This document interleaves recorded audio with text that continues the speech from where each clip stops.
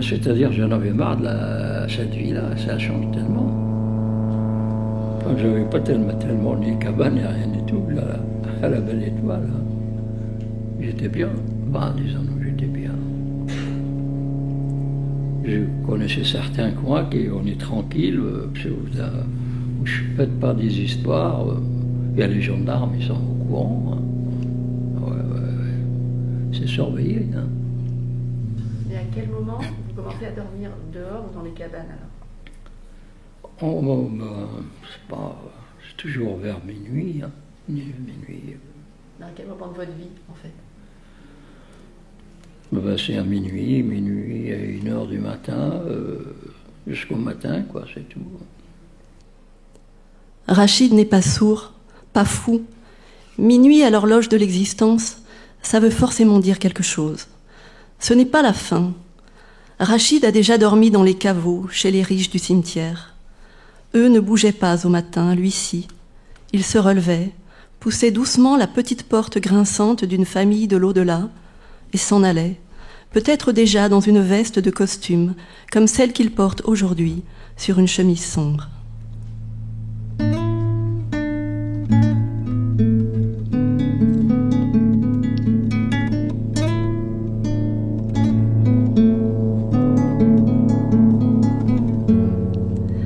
Nous nous parlons depuis un lieu où tout est fragile, où les souvenirs sont ressassés ou bien dissous, où d'autres ruminent et parfois crient leur fureur ou leur folie derrière la porte. Demander où, quand, pourquoi, comment n'a pas de sens. La vie n'est pas comme ça, pas forcément linéaire. Ici, les souvenirs sont des éclats de verre. Il y a les plus gros, coupants et dangereux qu'on ramasse en premier, et il y en a de minuscules, qu'on ne retrouve que longtemps après. Il y avait ce grand figuier au bout du jardin. Et puis on monte dans l'arbre. On monte, moi et mon frère. Et puis on regarde les bonnes filles qui sont enlevées, sans mur, tout ça.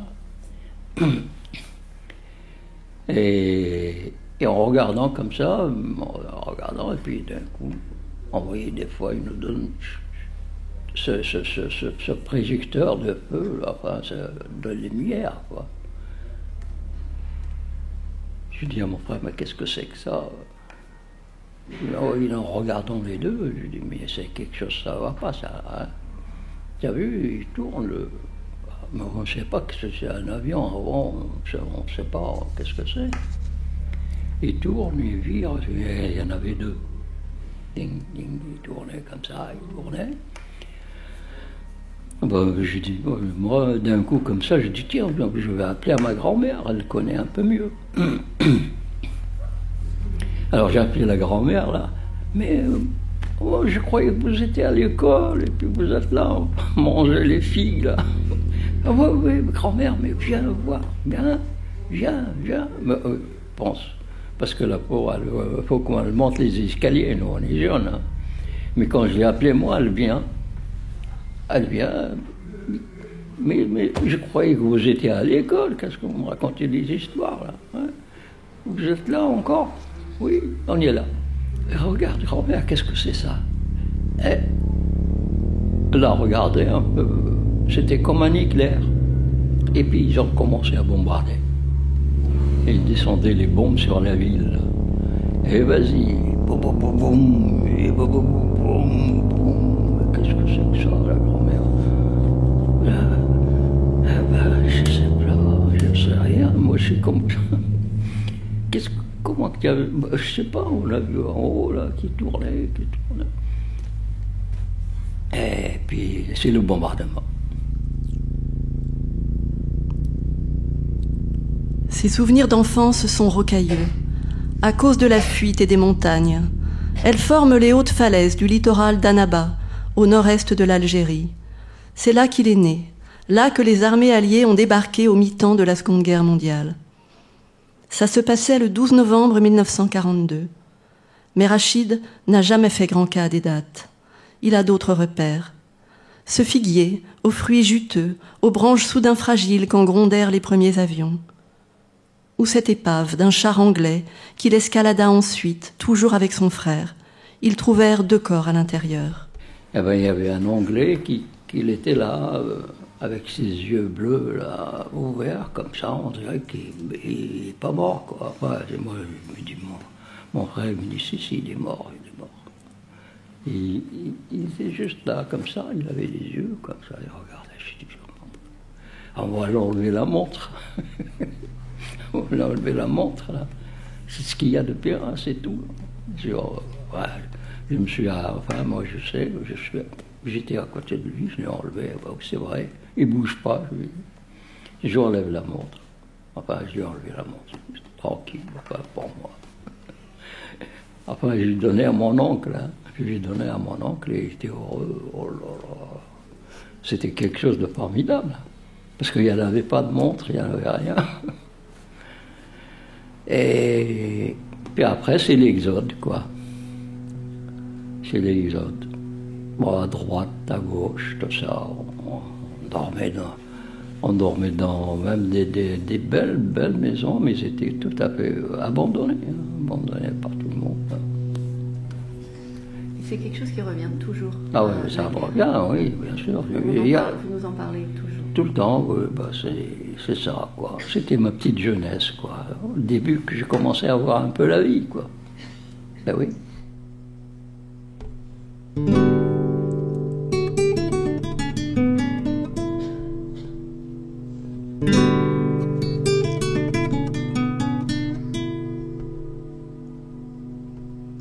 Ses 2 bras se lèvent devant lui, parallèles. Ils vont de droite à gauche, comme le sol lorsqu'il bouge. Quand il lâchait une bombe, ça faisait comme un tremblement de terre. J'étais debout, je suis tombée. Et puis tu te lèves, tu marches, tu oublies. C'est rien, c'est une bombe. S'il n'y avait pas eu la guerre, je ne serais pas là. Au centre d'hébergement d'urgence du SAMU social, il veut dire. 26 rue Popincourt à Paris. Un centre d'hébergement d'urgence tout au bout d'une vie commencée sous les bombes.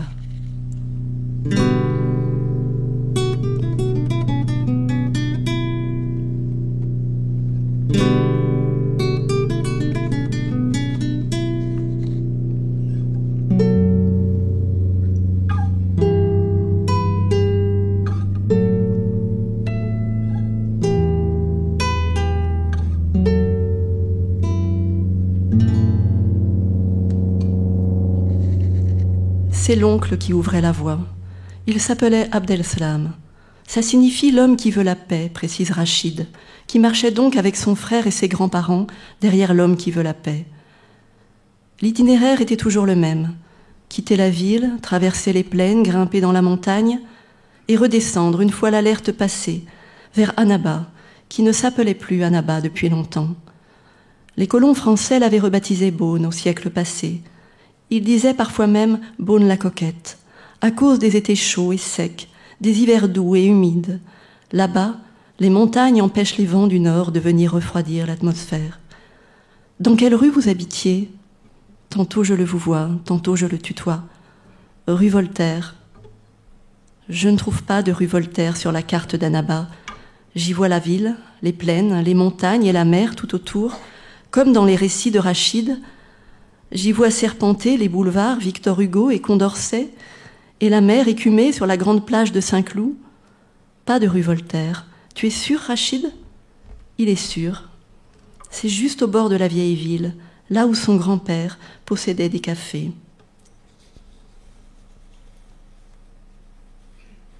Sa voix est neutre. Il y a au fond de ses yeux gris soulignés de cernes noires une lueur lointaine et persistante, comme une lampe à huile ballottée par le souffle d'une vieille tempête. C'est un signal, il faut le suivre, entrer dans son crâne comme dans l'une de ces cavités des montagnes où lui et les siens s'abritaient des bombardements. Ses souvenirs sont là, encore enrobés de la surprise du gamin qui n'a pas 10 ans, mais lesté d'une connaissance intime, ancienne et douloureuse du monde. Il n'a pas eu droit au temps distinct des questions puis des réponses. Il est le vieil homme et il est l'enfant. C'est tantôt l'un, tantôt l'autre qui parlent, et ils sont d'accord. Il y eut trop de déflagration dans leur existence pour simplement tirer sur un fil. Quand j'étais petit, j'ai vu des dieux avec des armes. Pan, pan, c'étaient des dieux qui s'insultaient en italien et en anglais, des dieux ennemis. Comment tu peux dire qu'il n'y a ni Dieu ni maître?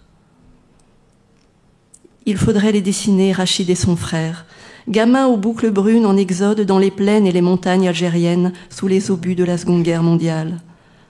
Leur rendre leurs muscles fins, aux bras et aux jambes, leur peau écorchée et tannée, leur agilité sur les rochers, leur nuque renversée par les avions dans le ciel, leur rendre un peu de leur innocence. Comment il s'appelait ton frère? Hassan. Il y avait bien une photo d'eux, mais il ne l'a jamais vue. J'ai été photographiée par un Américain. C'était la première fois. On posait avec mon frère. On devait faire semblant de pousser la moto. C'était une Harley Davidson. Il s'appelait Robbie. Tu vois, je me rappelle de son nom. My name is Robbie. Il avait 40 ans, c'était un costaud. On a rigolé. Il y a certains mecs, ils sont sympathiques.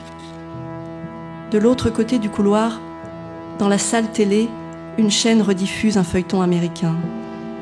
Il y a forcément un type qui ressemble à Robbie dans l'épisode en cours. Tous les héros américains ressemblent à Robbie. Ils ne vieillissent pas, figés dans le formol de la fiction, même si les vétérans rentrés chez eux ont depuis longtemps sombré dans leurs cauchemars. Mais Rachid ne regarde jamais la télé.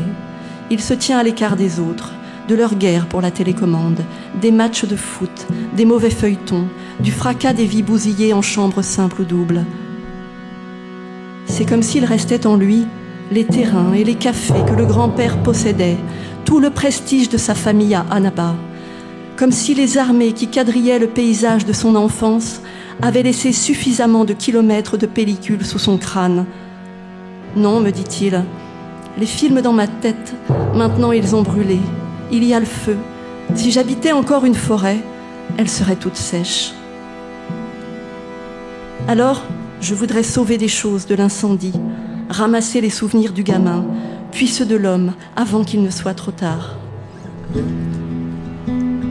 Je cherche une chambre avec un lit immense, entouré de rideaux, et puis des fresques romaines peintes au mur.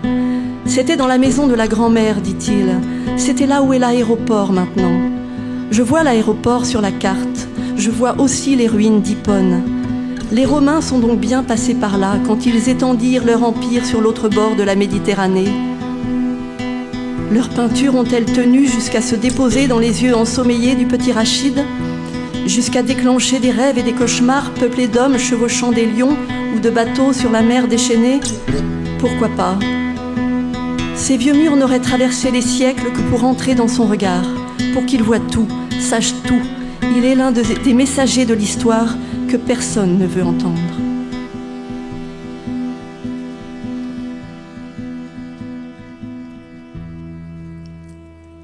J'avais 7 ou 8 ans quand un de mes oncles est parti en prison. Il n'était pas vraiment innocent. Il avait massacré des gens, toute une famille. C'étaient des colons. Ils avaient des tracteurs, on n'en avait pas. C'étaient des pieds noirs. Ils étaient plus outillés. Ils nous prenaient mètre par mètre la terre que nous avions. Mon oncle était tellement en colère. Si ça n'avait pas été pendant la guerre et que l'État français n'avait pas été en plein trouble, il serait passé à la casserole. Il lui aurait coupé la tête. Mais ils l'ont envoyé à Cayenne, au bagne. Je ne l'ai jamais revu. C'était fini. Et chez nous, il est devenu Hassan Cayenne pour tout le monde. S'ils n'avaient pas tué cette famille, ils auraient grignoté la terre peu à peu. Mais au fond, on a tout perdu avec la guerre. Alors à quoi bon? C'est un bombardier allemand qui a pulvérisé la maison avec la chambre aux murs peints de fresques romaines. Et ce n'est que bien plus tard, en France, en feuilletant un magazine, que Rachid apprendra que ce lit si grand et si haut là-bas s'appelait un lit à baldaquin. Il ne savait pas, comme pour les avions au-dessus du figuier. Quant à la rue Voltaire, elle n'existe plus. Elle a été débaptisée au moment de l'indépendance. Reste que Rachid a grandi rue Voltaire à Annaba et fini ses jours derrière le boulevard Voltaire à Paris. Son enfance est bordée par des oncles et des grands-parents. Ils lui ont toujours dit que son père était mort, qu'il était leur fils et le frère d'Abdel Slam, qu'il avait été foudroyé, raconte Rachid. Ce qu'il sait, il le tient des autres. Il se souvient d'une petite usine de briques, avec une montagne d'argile dans la cour. Il savait que son père travaillait là, et qu'il y avait perdu la vie. Un jour, je jouais seule devant la maison. Ma grand-mère était à l'intérieur. Un oncle m'a kidnappée pour m'emmener voir ma mère. Rachid m'a glissé ça à l'issue d'un atelier. Ensuite, il est remonté dans sa chambre ou parti en promenade. La scène s'arrêtait là. Il en avait trop dit. Il voulait éviter la question suivante, celle qui me brûlait les lèvres. Il voulait que retombe le rideau des bombes sur son enfance, qu'il n'y ait que ce grand cratère-là, et le balai et le bruit des soldats à l'intérieur. Il descend de moins en moins à l'atelier de poésie. Il faut monter à l'étage, toquer à la porte de sa chambre. Il finit toujours par ouvrir, les boucles grises en bataille, les pans de sa chemise hors du pantalon. La chambre est minuscule, encombrée de sacs contenant d'autres sacs, de journaux, de gobelets, de vêtements. Accumulation et symptômes courants dans certaines chambres du centre. Diogène, comme on dit. Mais le dit Diogène vagabondait muni d'un simple bâton. Rachid s'est rallongé. Je reste sur la seuil. « Pourquoi tu ne descends plus, Rachid ? Je suis fatiguée. Faut que je dorme. La nuit, j'y arrive pas. C'est la guerre, ça recommence. » La Russie a attaqué l'Ukraine. Il est sûr qu'elle va reprendre la guerre mondiale. Les catastrophes, les gens ne peuvent pas comprendre. Il faut savoir avec qui parler. Quand je dormais dehors dans les forêts, certaines personnes me parlaient, des personnages célèbres de l'histoire ancienne. Parfois, je rêve que des inondations surviennent, mais je ne sais pas où sur Terre. Les gens n'écoutent pas les rêves. Je suis comme Cassandre, il y a un autre monde qui me parle. Ses prédictions sont ses souvenirs. Il vient d'avoir 90 ans. C'est suffisant pour avoir compris que le monde bégaye. Suffisant pour que les souvenirs s'empilent et s'emboîtent avec une cohérence diabolique.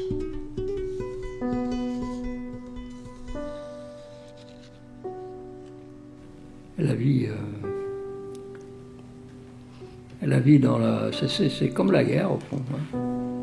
Il faut se battre tous les jours avec ça. Pour manger, pour boire, dormir.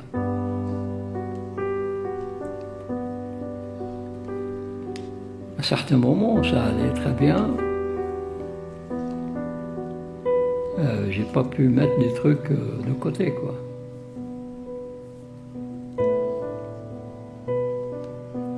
Ouais, c'est la vie. Et comment faire pour s'en sortir, quoi, disons-nous.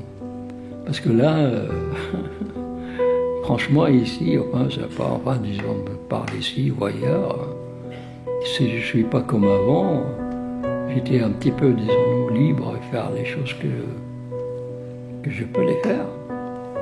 Que maintenant, il y a moins en moins. Comment se retirer J'arrive plus à trouver la solution, quoi.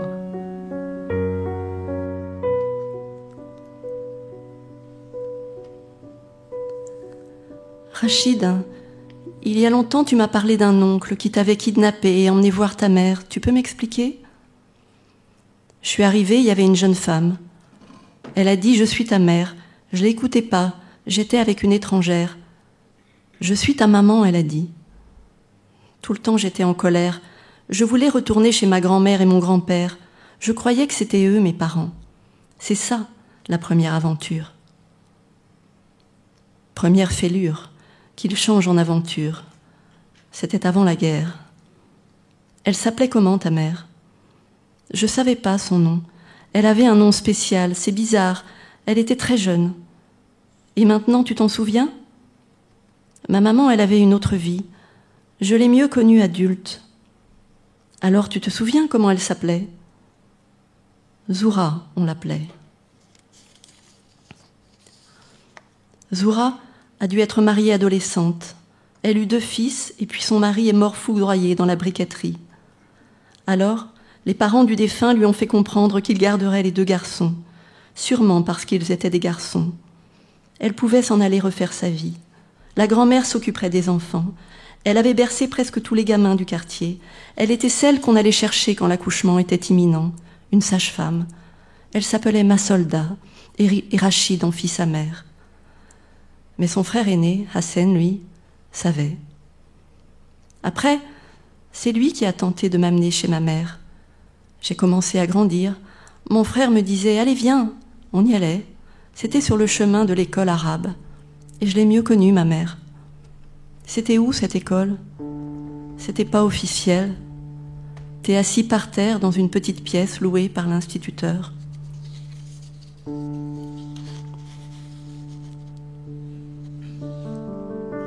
On dit que le jeune arabe, le jeune kabyle, le musulman jusqu'à l'âge de 12 ou 13 ans montre tous les signes d'une vive intelligence. Mais à ce moment, il se produit dans son organisation une crise et dans son intelligence un arrêt de développement. Il se marie jeune et il est perdu non seulement pour l'école, mais même, ajoute-t-on, pour la civilisation française. Si la crise éclate dans la 14e année, gardons-les toujours jusqu'à cet âge. C'est assez, bien assez, puisque nous ne voulons pas leur rendre familiers nos beaux programmes d'enseignement primaire, que nous ne voulons leur apprendre ni beaucoup l'histoire, ni beaucoup de géographie, mais seulement le français avant tout, le français et rien d'autre. Et si nous ajoutons à cela un petit enseignement pratique et professionnel, nous nous apercevons bien vite que le Coran n'est en aucune façon l'ennemi de la science, même sous son aspect le plus humble et le plus élémentaire. Et ces populations, qui sont avant tout laborieuses, malheureuses, vouées au travail manuel, comprendront vite de quel secours peut bien être cette modeste éducation française dans leur lutte pour la vie de chaque jour.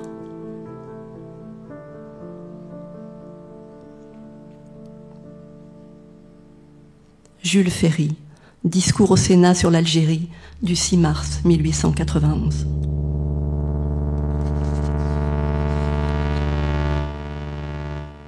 La guerre d'après n'est pas venue du ciel, mais du sol, des montagnes, de la colère des hommes qu'on n'entendait peut-être pas sous le toit des grands-parents de Rachid, mais qui enflaient inéluctablement.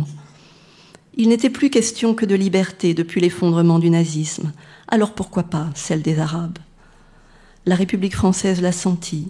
Elle a bâti à la hâte des plans de scolarisation des enfants indigènes. C'était trop tard pour moi, dit Rachid. Trop tard de toute façon.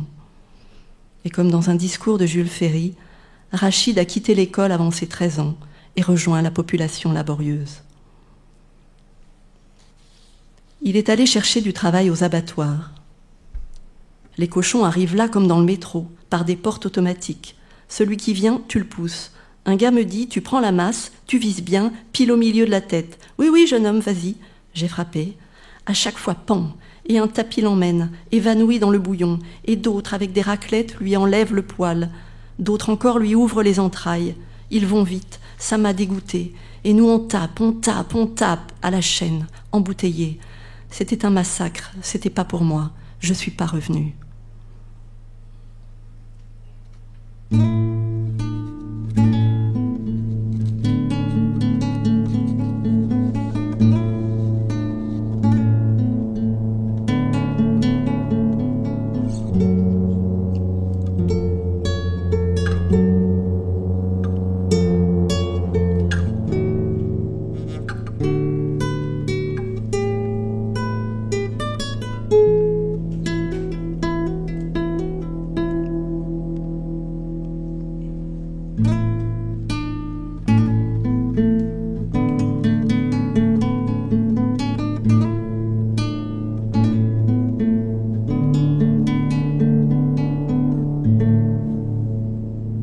Un cousin l'a fait entrer à la Tabacop. Les mecs avaient des diables pour sortir les ballots de la presse. Parfois c'était trop lourd, alors je mettais juste une cale, comme ça, et on me donnait un salaire pour ça. J'étais le plus jeune. Ensuite, on était assis devant un tapis. Devant nous, des piles de tabac qui sèchent. On trie, le harfi, le jaune, comme dans les Marlboro, le tabac blanc, le moyen blanc. Le patron se faisait des cigarettes. Il décidait « ça c'est bon, ça c'est pas bon, ça c'est pour les Américains, ça c'est pour les Hollandais ». Le tabac bleu, c'était pour la France. L'usine d'aluminium, c'était à 5 km de chez moi. On se levait à l'aube. On avait un bout de carton qu'on mettait dans une machine. Pointé, ils appelaient ça. J'étais stagiaire. Le midi, on mangeait près d'une rivière. Je mangeais seule et j'écoutais le calme. J'écoutais la rivière. Et d'un coup, un petit oiseau, un rossignol, est venu. Quand j'étais jeune, les rossignols étaient des oiseaux qui ne pouvaient pas être en cage. Sinon, ils se suicidaient. Ils ne sont pas comme les autres. Je suis restée l'écouter tout l'après-midi. C'était comme un opéra. Je ne suis pas retournée au travail. Je ne suis partie que lorsqu'il a eu fini.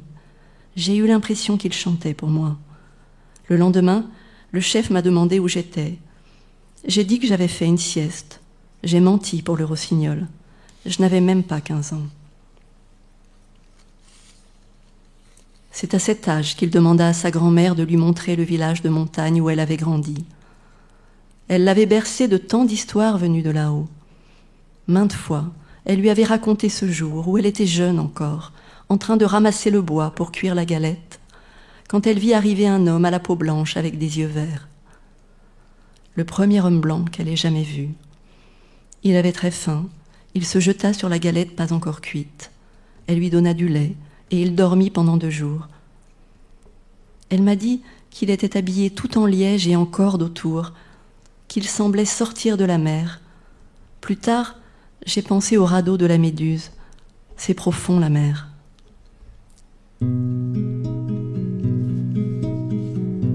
Et elle remuait la mer entre Annaba et Marseille. Personne ne bougeait. Il n'y avait que moi qui marchais, que moi. J'ai voulu retourner à ma place. Je me suis retrouvée à plat ventre, de l'autre côté du bateau. Je me suis sentie comme un oiseau. J'avais volé dans la tempête, la première impression forte, très forte, de mon existence. Et il bouge pas, hein. Il n'y a que moi que je marche, quoi, dans ce bateau. Il n'y en a pas beaucoup. Il n'y en a pas beaucoup de monde qui marche, moi. Oui. Et alors, bon, ça remue, quoi. Ben, c'est-à-dire quand ils ont ouvert, il y avait les portes ouvertes.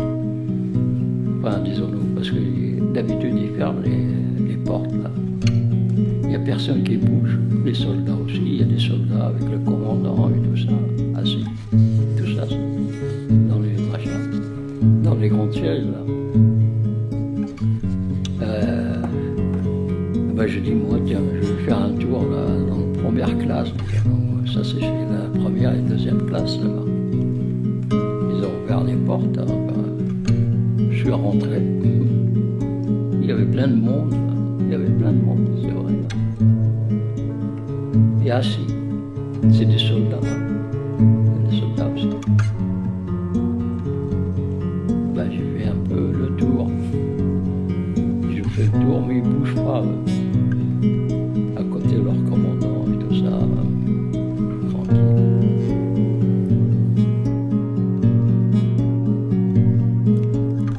C'était pendant la guerre d'Algérie. Rachid n'avait pas 20 ans. Il voguait vers la France avec des soldats qui rentraient en permission. Il laissait derrière lui un pays de nouveau en guerre, Annaba, qui ne voulait plus être Beaune-la-Coquette. Son frère l'avait devancé. Rachid voulait apprendre la mécanique. Peut-être à cause de la moto de Roby ou du bruit des avions planant sur ses souvenirs.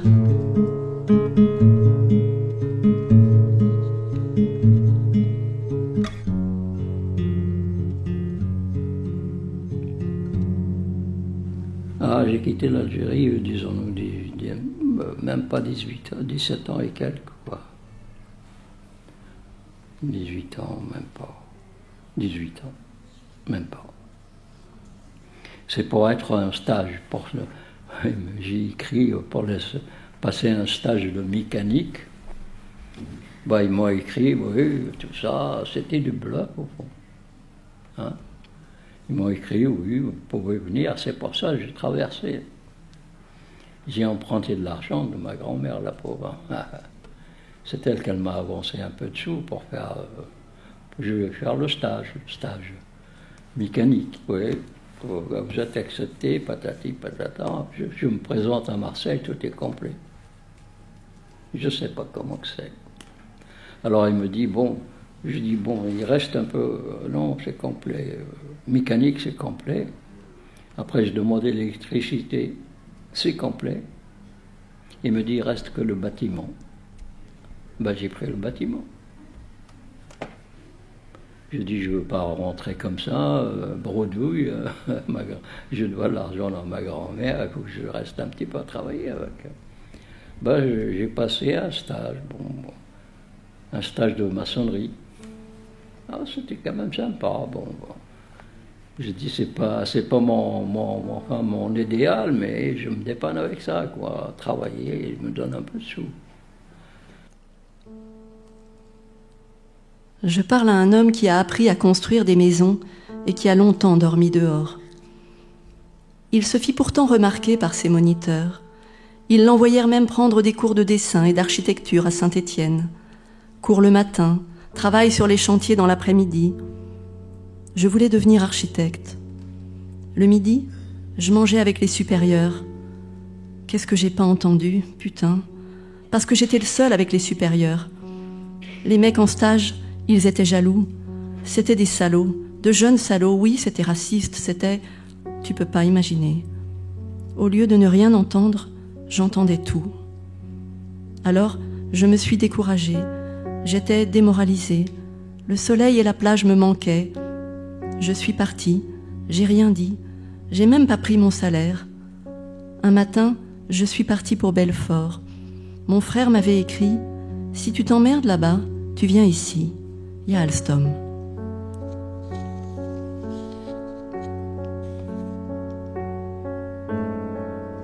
La petite CC Alstom, la locomotive la plus rapide du monde. Elle allait bientôt battre des records de vitesse, 331 km/h. Fini les trains à vapeur, la fumée, la gueule noire du conducteur qui enfourne le charbon. À Belfort, on fabriquait des trains électriques. L'usine était de plus en plus grande, comme une ville dans la ville. L'usine était la ville. Elle a tout de suite embauché Rachid. On détruisait, on reconstruisait, fallait agrandir, c'était petit Belfort. J'avais dans l'idée de faire un peu de sous et de repartir, mais j'ai rencontré un ingénieur marocain, marié et malheureux avec sa femme. Il m'a embauché, j'ai abandonné la maçonnerie, j'ai commencé câbleur pour les moteurs électriques. J'étais bien. On commençait câbleur pour les machines électriques, là. Pour le moteur électrique. Faire les câbles, c'est rien, il n'y a que des câbles. Il n'y a que des câbles et puis il y a tout un machin là. C'est-à-dire le moteur, il est à peu près, qu'est-ce que c'est? C'est un entonnoir comme ça, en haut comme ça, et puis après ça s'élargit comme ça, puis il s'endort sur le côté, et puis voilà. Vous voyez comment c'est le moteur du machin. Que tu vois maintenant en oui ou un truc comme ça, c'est pareil. C'est le moteur, il est comme ça.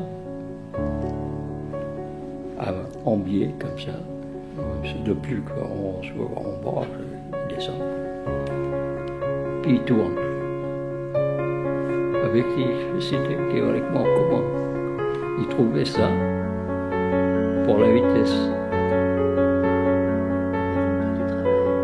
Bon, moi je fais câbleur, comme ça. Il y a des câbles, c'est-à-dire sinon les couleurs des câbles. Et un truc, c'est en marbre, un genre de marbre dur, très dur. De vrai marbre, dur, qui descend comme ça, puis prend des câbles, etc., etc. Voilà le travail. Il y avait pas mal de bistrots jusqu'à la gare. Après le boulot, on se rencontrait, on élargissait le cercle, et là, tout s'est ouvert, j'ai connu des gens. Je m'en souviens très bien, c'était le bonheur. J'ai passé 6 mois comme j'ai passé 10 ans. On était une bande. Pour se distraire, on allait à Berne. Il y avait des filles en Suisse pour le striptease. C'était interdit en France. Elle dansait sur la table. On était jeunes, on y allait tous les week-ends. À Belfort, les hommes avaient des costumes le dimanche. Le reste de la semaine, ils travaillaient. Moi, je n'avais pas de costume. Mais on était associés, on était plusieurs. Il y avait aussi un commandant, un colonel. C'est comme ça, les affaires. On était jeunes, on était ambitieux. J'étais un peu capitaliste.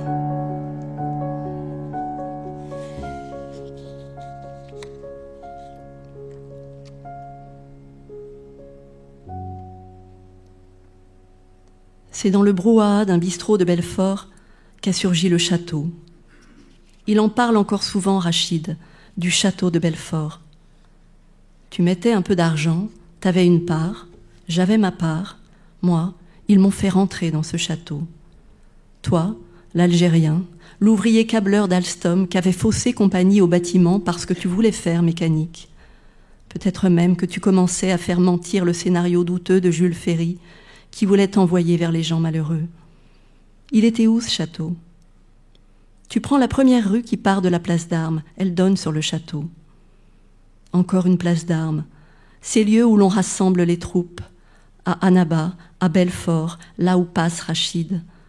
Il dit souvent que le monde va de guerre en guerre.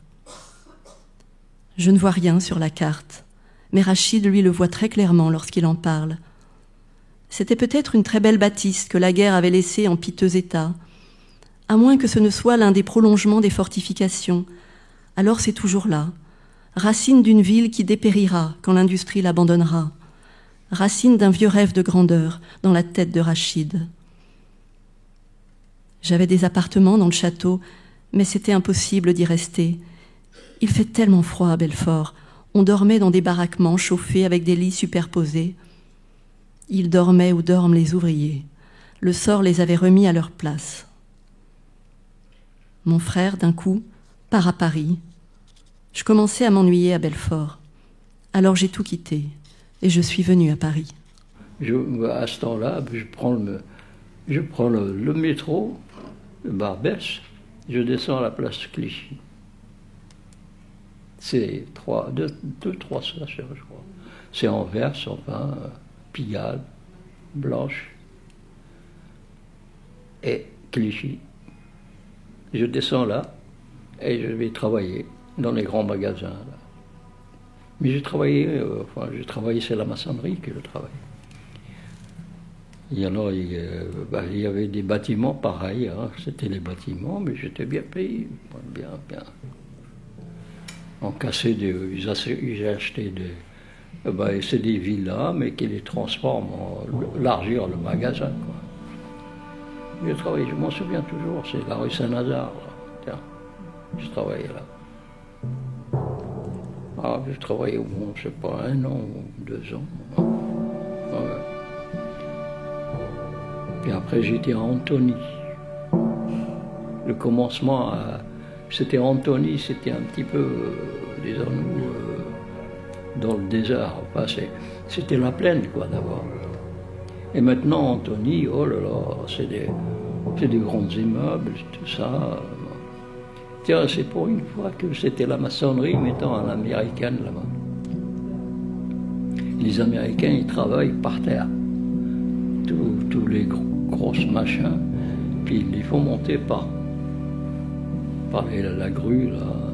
Les murs, ils sont montés déjà comme ça. Bon, il y a des techniques aussi, on peut passer aussi dans ces techniques-là. Mais on construit ça par terre. Mais tandis qu'en France, on construit direct. C'est pas pareil. C'est pas pareil. Puis après, j'ai changé d'autres entreprises que j'ai travaillé à Saclay, oui, tiens. C'est qu'il y a le machin atomique, là.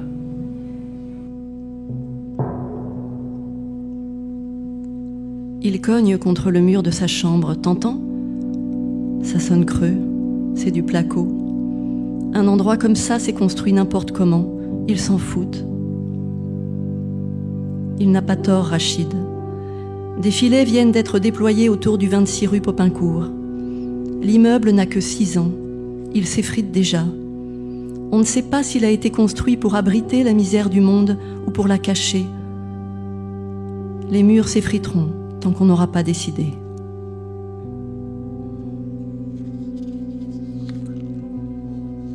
Il ne faut pas demander l'électricité à la lampe à pétrole, l'éclair à l'ignorance, au présent ce qu'étaient nos vies.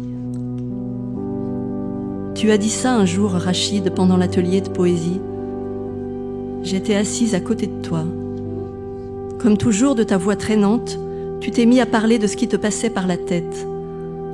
Comme toujours, tes mots semblaient avoir été taillés et polis dans je ne sais quel atelier clandestin planqué au fond de ta gorge ou sous ta langue. Et j'ai noté pour que rien ne disparaisse. Rachid est le plus vieux et le plus fier dans ce centre d'hébergement d'urgence.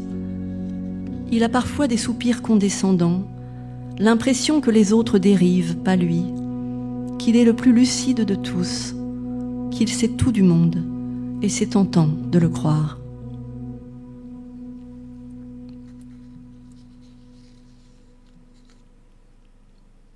Il y avait des salauds en France. Quand tu rentrais dans un bar ou un restaurant, certains appelaient les flics. Contrôle d'identité, tout ça. Il y avait des traîtres partout. Je n'étais pas tout à fait malheureux, mais certaines choses me dégoûtaient. Le quartier latin me plaisait un peu plus. Du côté de Saint-Michel, c'étaient les étudiants. Un peuple fou, jusqu'au Luxembourg. Un mouvement terrible. L'université, quoi. Les étudiants, ils sentaient que j'étais presque un étudiant, comme eux, même si je travaillais dans la maçonnerie. J'ai fini par habiter à 2 pas de Notre-Dame. Je mangeais au foyer libanais, rue d'Ulm, juste au coin du Panthéon. Alors le Libanais, là, il y avait tous les jours, presque tous les jours, Monsieur Picasso, qui mange avec nous. Enfin, il mange dans une table comme ça. Mais ils étaient au moins tout le temps 12, 13 personnes de son équipe. Lui, il mangeait enfin, comme ça, mettons. Et moi, je mangeais un peu plus loin. Et tous les jours, tous les soirs. Vous lui avez parlé? Oui, je parlais. Oui, il se présentait à moi à certains moments, oui. Et je lui dis un jour, Monsieur Picasso, moi, je parlais gentil, sympathique, quoi, le monsieur. Tout d'abord, il s'est présenté. Sa présentation, ça m'a fait un petit peu rigoler, ma foi, quoi. Parce que c'était un peu spécial. Hein. Il me dit, je m'appelle Al Pueblo. Al Pueblo. Je m'appelle Pueblo. Comme ça, hein. Fièrement. Hein. Moi, j'étais jeune, oui, enchanté, monsieur Pueblo. On a parlé quelque temps, et puis je le vois tous les jours après.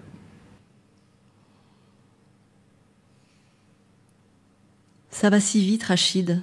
Ton histoire s'emballe. J'ai vérifié. Pourquoi j'ai vérifié?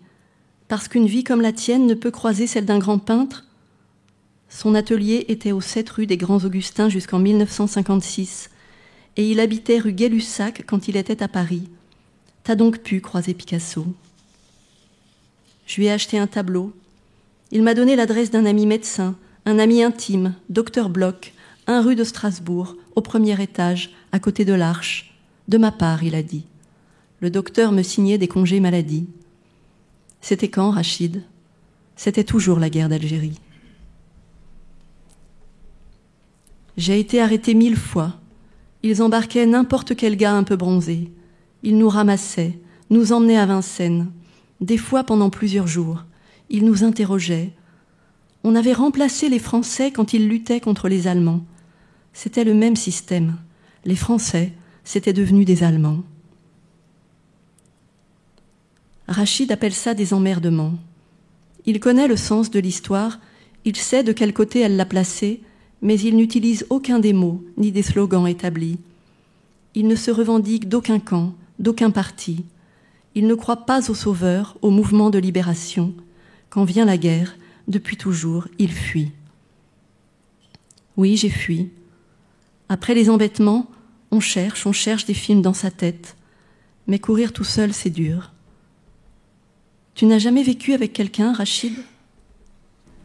La Sorbonne. à la place de la Sorbonne, là.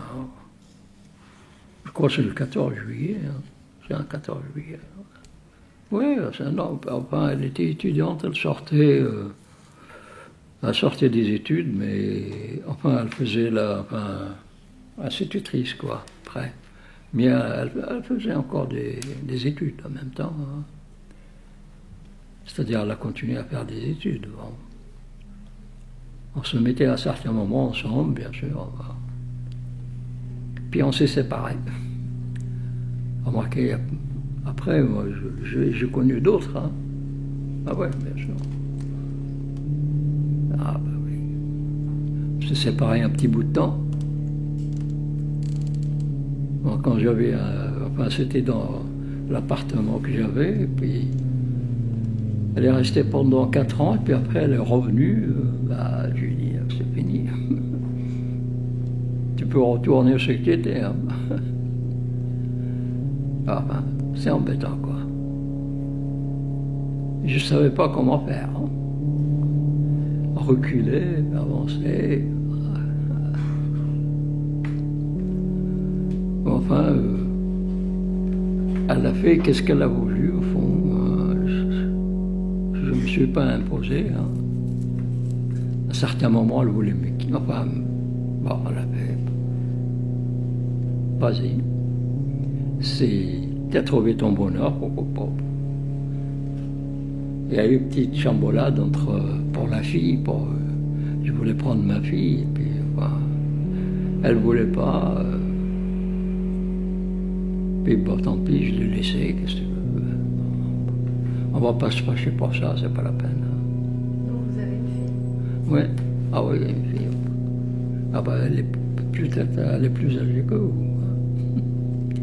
Peut-être, hein. Toutes ces années qu'on se connaît, je ne savais pas que vous aviez une fille. Ah oui, il y avait ça avec elle, ouais. Ben, on était jeunes, quoi. Mais vous avez perdu de vue votre fille? Bon, ben, je l'ai laissée à sa mère, quoi, après. Bon. Je suis parti en Afrique du Nord. Elle est née en 57, vous voyez, à Paris. 57, hein. Jusqu'à maintenant. Elle est grande maintenant. Et vous pensez à elle des fois? Ah oui, je pense, bon, mais qu'est-ce que vous voulez. Le temps, il m'a pris... on s'est pris dans un courant qu'on ne peut plus se voir. Si je peux la voir, c'était avec le plaisir. Bon, ça, qu'est-ce que vous voulez. Je sais bien, on sait elle habite peut-être, avec sa mère, etc. Mais je ne vais pas.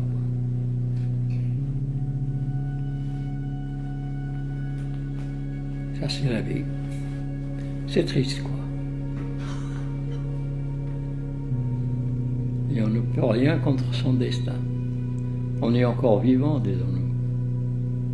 Hein, dans un sens. On s'est séparés, j'avais 26 ans. 26 ans. Ma fille, elle avait, à ce temps-là, 5 ans et demi.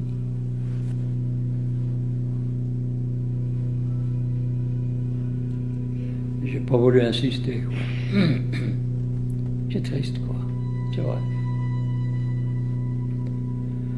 Et puis, il n'y avait pas d'autre issue à ce temps-là. Et il y avait l'embêtement de la guerre d'Algérie, quoi. Ah ouais, il y avait la guerre d'Algérie, c'était affreux, quoi. Et on peut pas reculer, là.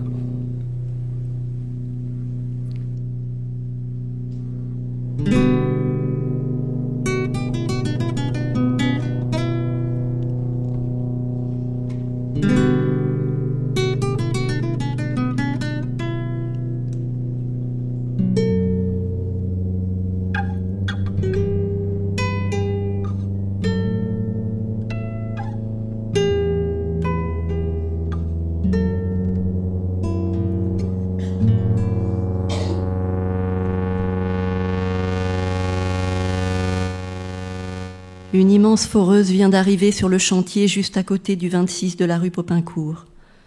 Une vis de métal de plus de 25 mètres est maintenant suspendue dans l'air, prête à trouer le sol. Elle semble faite pour atteindre le centre de la terre. Il fait beau. La rue n'offre pas si souvent de grands spectacles. Valérie et Jackie s'attardent alors que leur cigarette s'est consumée depuis longtemps. Je reste avec eux. On est comme 3 mômes au pied de la machine. Elle commence son forage dans un énorme boucan. Pour sûr, elle va défoncer le métro. Je leur crie par-dessus le bruit que Rachid devrait être là, avec nous, qu'il a vu les méthodes américaines arriver sur les chantiers français. Je me surprends à répéter ce qu'il m'a appris. Puis je pense aussitôt en sens inverse, qu'il s'en fout, qu'il en a assez vu, qu'il voulait faire mécanique. Les ouvriers autour de la foreuse pourraient d'ailleurs s'appeler Rachid, eux aussi. Une crèche ouvrira au rez-de-chaussée à ce qui se dit. Beau voisinage en prévision. Les jeunes enfants se demanderont sûrement pourquoi ils ne sont pas en rythme, ces grands d'à côté. Pourquoi parfois ils titubent, boitent ou gueulent, et pourquoi il leur sourit tant.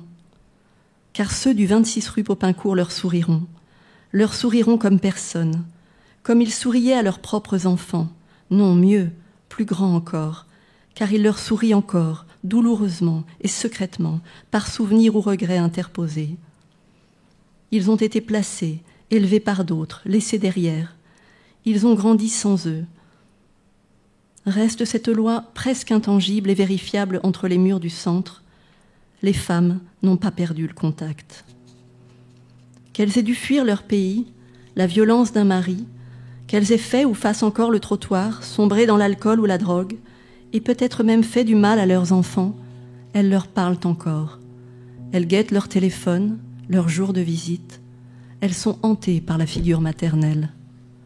L'abandon aurait fait d'elles des monstres. Les hommes, eux, si souvent, se sont définitivement éloignés.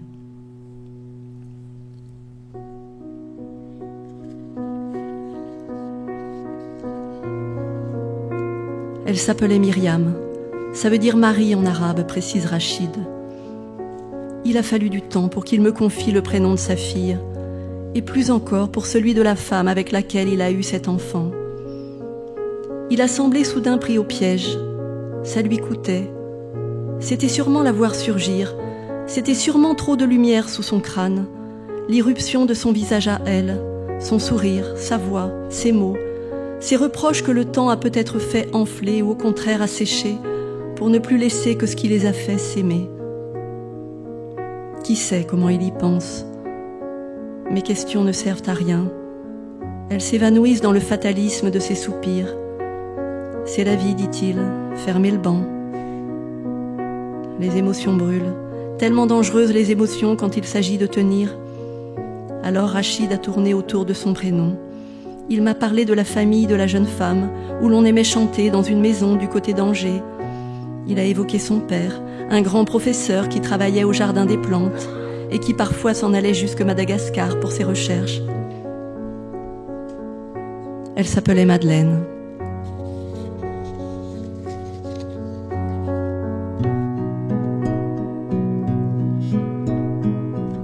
Rachid et Madeleine s'étaient rencontrés place de la Sorbonne.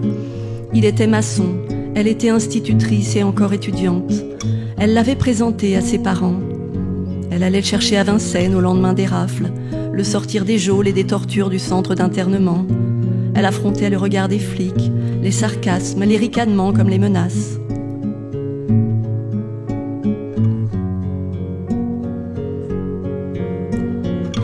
Ils ont eu une petite fille, Myriam, lui ont donné le patronyme de sa mère. C'était plus simple et plus sûr.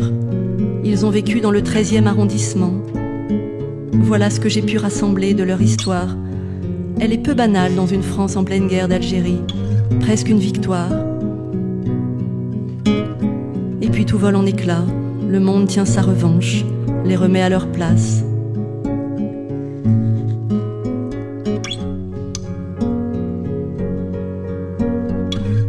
Il est devant moi, clochard céleste.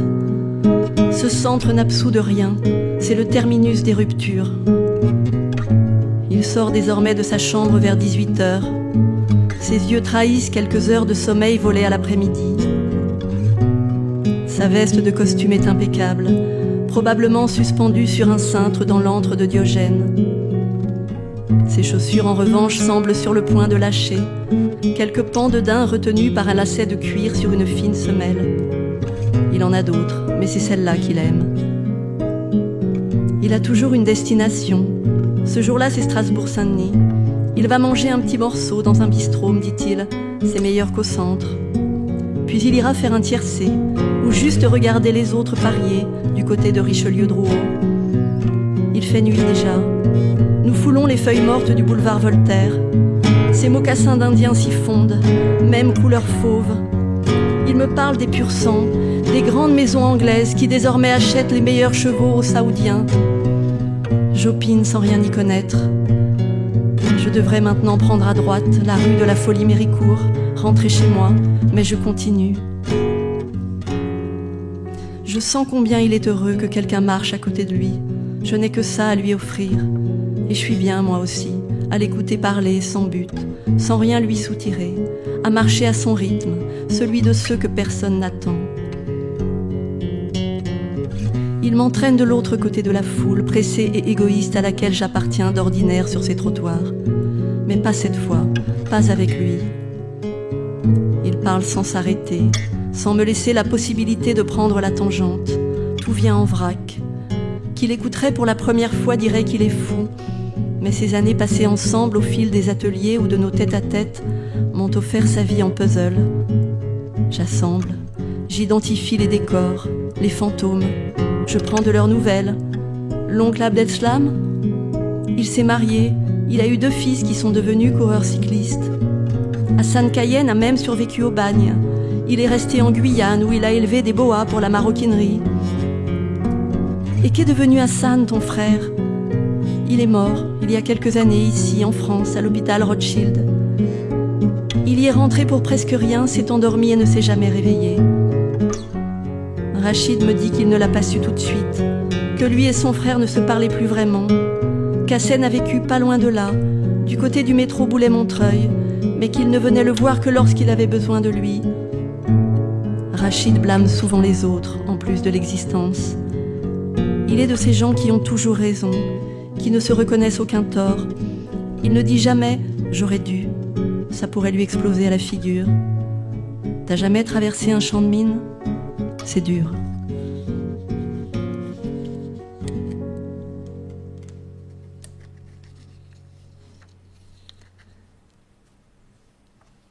Il y a des mecs qui se mettent dans un bureau jusqu'à la retraite.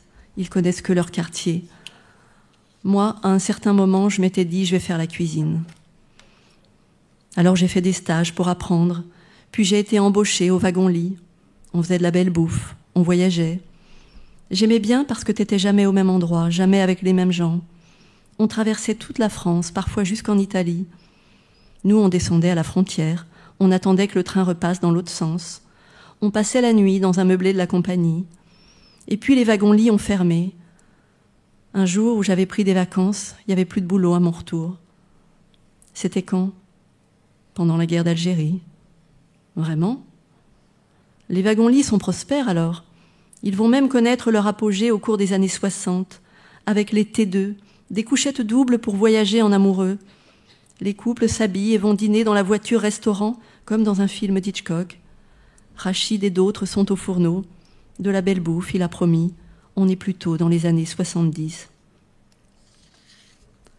Mais n'est-ce pas vain d'agiter le calendrier officiel d'un monde qui, depuis le début, tente de lui faire la peau ?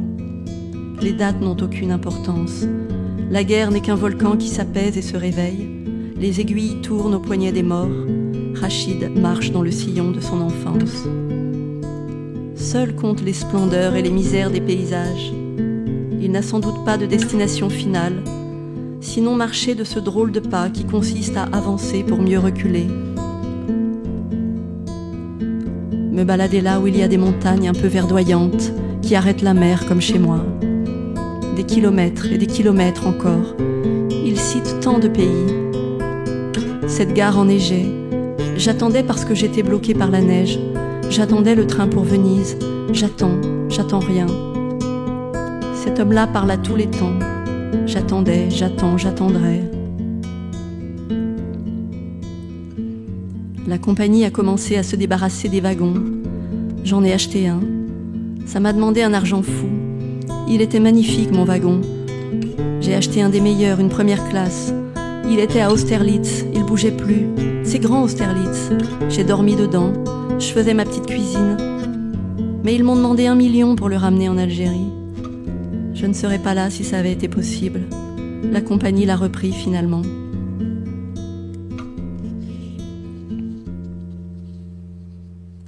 J'imagine ton wagon sur le bateau, comme j'imagine ton château de Belfort, Rachid. Ta pensée vagabonde et entraîne la mienne. C'est le rêve de tous les immigrés de revenir triomphants au pays, comme pour dire aux autres qu'ils ont bien fait de partir, pour assécher leurs questions. Ça se passe bien là-bas ? Ne surtout pas leur dire. Alors tu comptais rentrer en Algérie en train couchette première classe, quand tant d'autres se sont contentés d'une Peugeot croulant sous les valises, avec les enfants serrés sur la banquette arrière. J'imagine une grue qui soulève ton wagon, la dépose dans le port d'Annaba, là où naguère un navire militaire américain aspira un gamin et ses rêves de départ. Quand les Américains fumaient des Chesterfield, ça sentait bon. Je relis tes images les unes aux autres, ce que tu ne fais jamais. Tu t'en fous, toi, de la cohérence de tout ça. Mais tes images m'ont contaminé. Je ne sais plus ce qui relève du souvenir ou du rêve. Le désordre de ces mots s'accentue. J'ai peur que l'incendie n'aille trop vite dans sa tête. Peur de n'avoir pas le temps de tout reconstituer. Les cartons s'empilent dans sa chambre, des sacs qui en contiennent d'autres, des gobelets. Les insectes se régalent, ils s'installent, ils pondent, ils volent ou rampent. Rachid est le seul qui semble ne pas les voir. J'ai aperçu Marilyn Monroe une fois épinglée sur un mur, et des bracelets de perles à son poignet. Rachid les a trouvés dans une poubelle du côté de Saint-Germain-des-Prés. Il m'assure qu'ils ont énormément de valeur, qu'une femme riche des beaux quartiers s'en est lassée.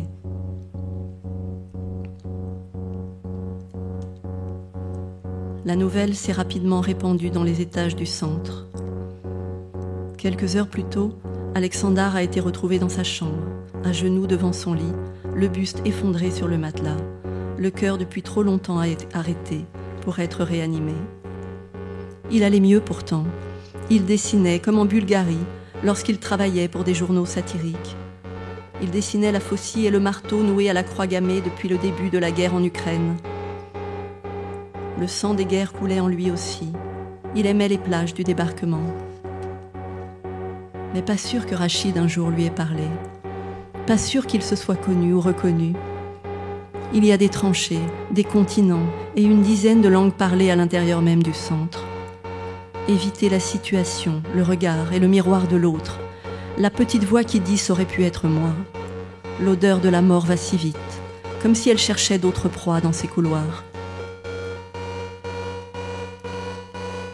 Nous sommes montés dans le corbillard. C'est la place de la famille, a dit l'agent des pompes funèbres de Paris en ouvrant la portière.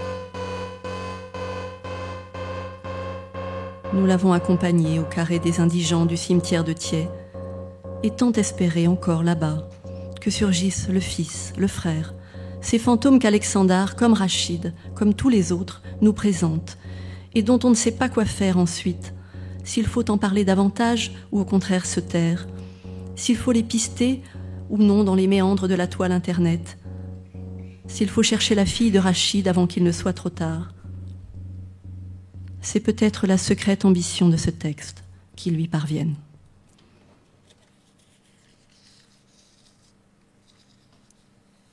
Non, mais parce que j'étais dans une autre sphère, quoi. Disons, j'ai commencé à être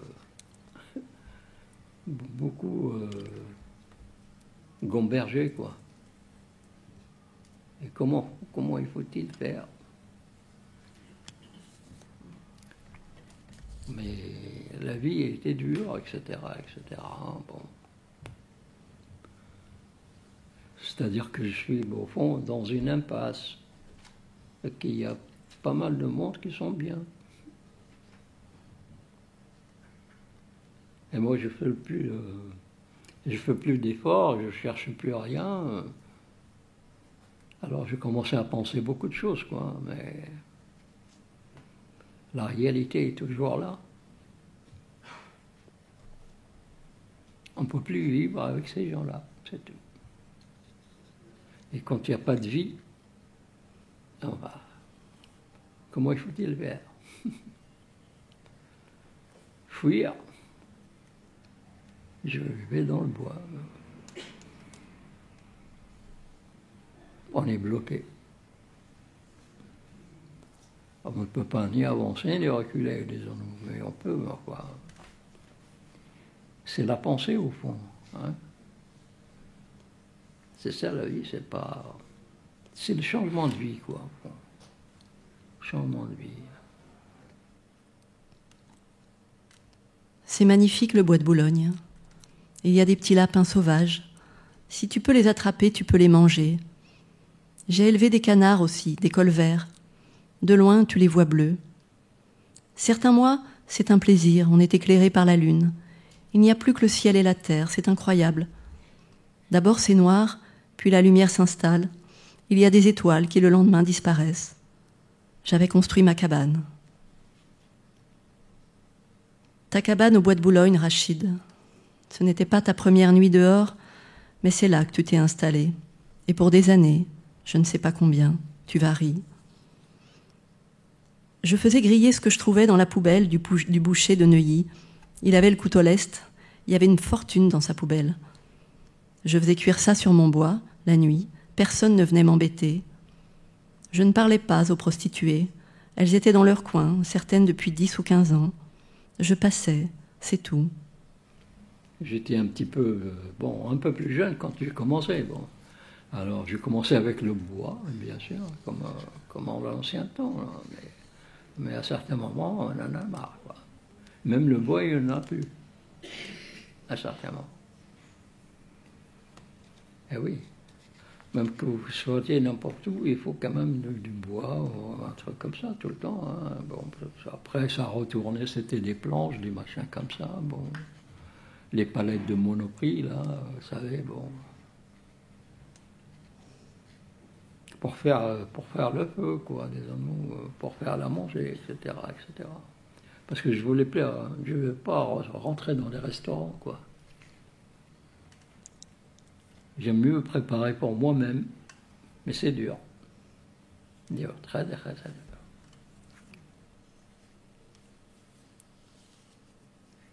Il y avait aussi un couple d'aigles, 2 pièces dans leur nid, chacun à sa place. Ils sont toujours sur le qui-vive, l'un à droite, l'autre à gauche, ils surveillent. Devenir rapace, tu avais dit quelque chose là-dessus. Ne plus être une proie, se former, essayer d'écraser les autres, bouffer ou se faire bouffer, c'est ça la vie au fond. Tu as dit des choses comme ça, en guise de conclusion. J'ai vu passer la reine d'Angleterre une fois. J'ai reconnu sa voiture qui roulait le long du bois. Je l'ai saluée. Elle m'a répondu. Je te crois, Rachid. Le vieux gosse des colonies a reconnu la reine de l'Empire, sans se courber ni lui en vouloir, simplement heureux d'une apparition. Elle t'a vu, tu dis ? Bien sûr qu'elle t'a vu. Tu sais toujours te consoler. Ce centre, c'est un repère d'enfants jamais consolés. Tu as appris à le faire tout seul. Peu de gens savent.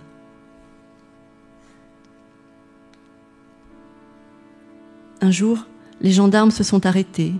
Ils ont dit qu'il fallait partir. Ils ont appelé les services sociaux. Ils ont détruit ta cabane.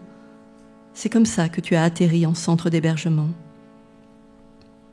Il y en a eu plusieurs jusque celui de la rue Popincourt où je t'ai rencontré.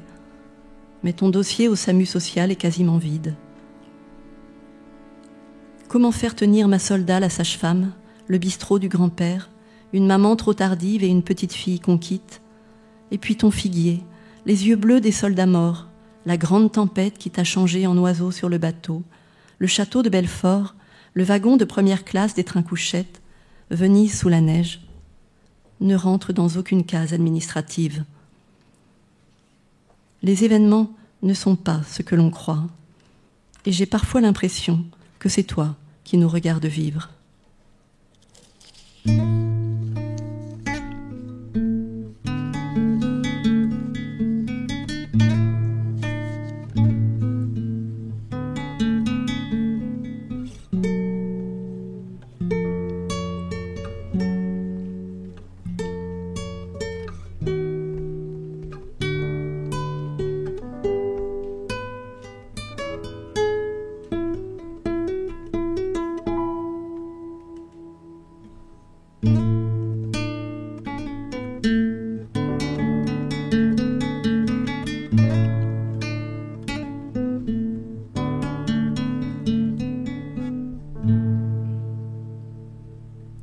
Septembre 2024. Rachid est revenu à l'atelier. Il porte une chemise colorée sous sa veste. Il va bien. Il parle beaucoup. Mais ses phrases sont de plus en plus en désordre ou en boucle. L'incendie avance. N'oublie pas le désert, lance-t-il à Vicky de l'autre côté de la table. Il veut dire l'Afrique où elle est née.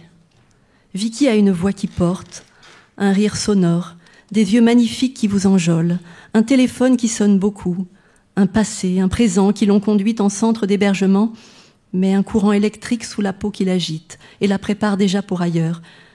N'oublie pas le désert. Regarde-moi.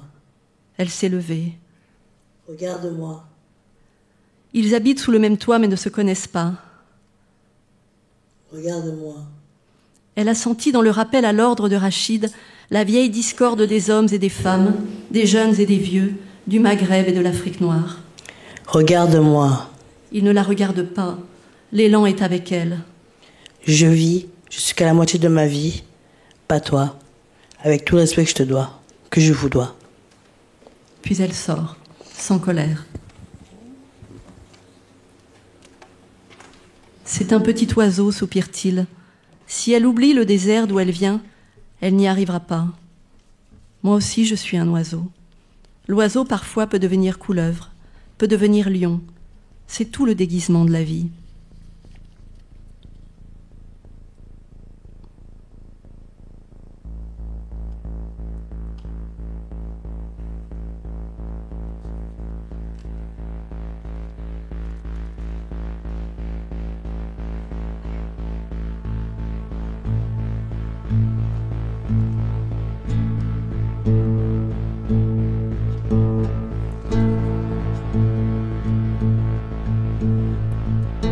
Ça pourrait finir comme ça, comme dans une fable. Ce sont elles qui changent les humains en animaux. Il y a des gens qui se mettent dans la civilisation, poursuit-il. Mais après, t'es tout seul. Tu fais comment pour nager? Je sais pas nager. Mais toi, Rachid, tu ne t'y es pas mis dans la civilisation? Moi, non. Je passe. L'ennui, c'est quand on n'a pas trouvé son bonheur. On est bien et puis ça suffit. On n'en veut plus, faut changer. On en a marre, on voyage, on change de paysage, de gens. Ici, je suis pas chez moi. Chez moi, ça fait un petit siècle que j'y suis pas allée.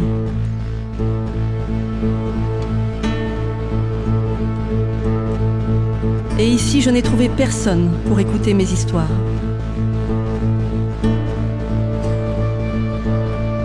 C'est pour ça que je me suis retrouvée 20 ans dehors.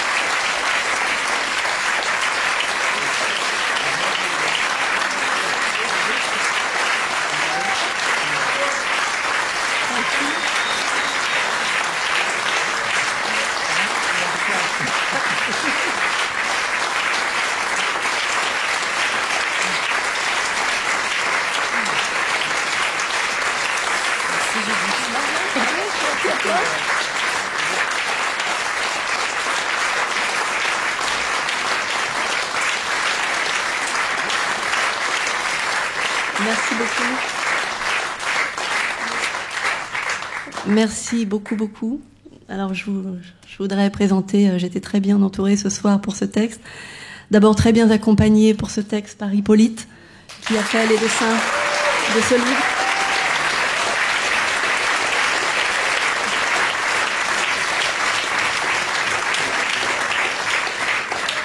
J'avais le pressentiment, l'écrivant, qu'il fallait des dessins, et on ne se connaissait pas, mais je suis enchantée de cette collaboration. Merci, Hippolyte.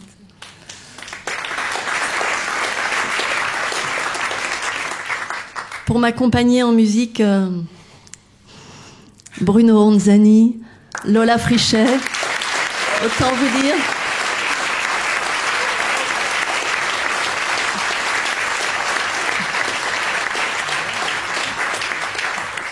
Autant vous dire que ces deux-là comptent beaucoup dans ma vie. Celle-ci, c'est le soleil de ma vie. Et Bruno est quelqu'un que j'ai la chance de connaître. Voilà.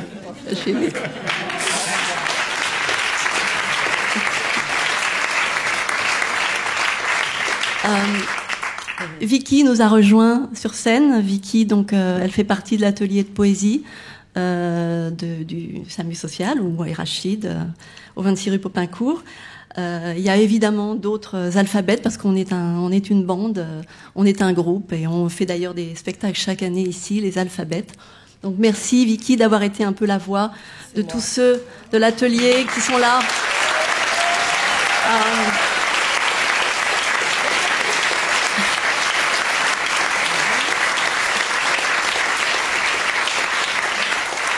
Vous l'aurez compris, je crois qu'ils sont contents de nous connaître, mais on est très contents de les connaître aussi.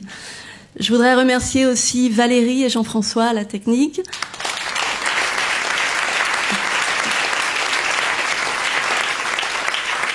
Et bien sûr, la Maison de la Poésie, Armel Stépien, qui a eu l'idée de cet atelier il y a 5 ans, que je mène avec Donatien, Yann qui est là, enfin tous ces gens que je vois là maintenant que la lumière est là. Et c'est dans cet endroit que c'est sûrement un spectacle unique qui ne se refera plus à pas, mais c'est dans cet endroit qu'est né l'atelier, donc ça a tout son sens. Voilà. Et puis une pensée pour Rachid qui a eu 90 ans il y a quelques jours.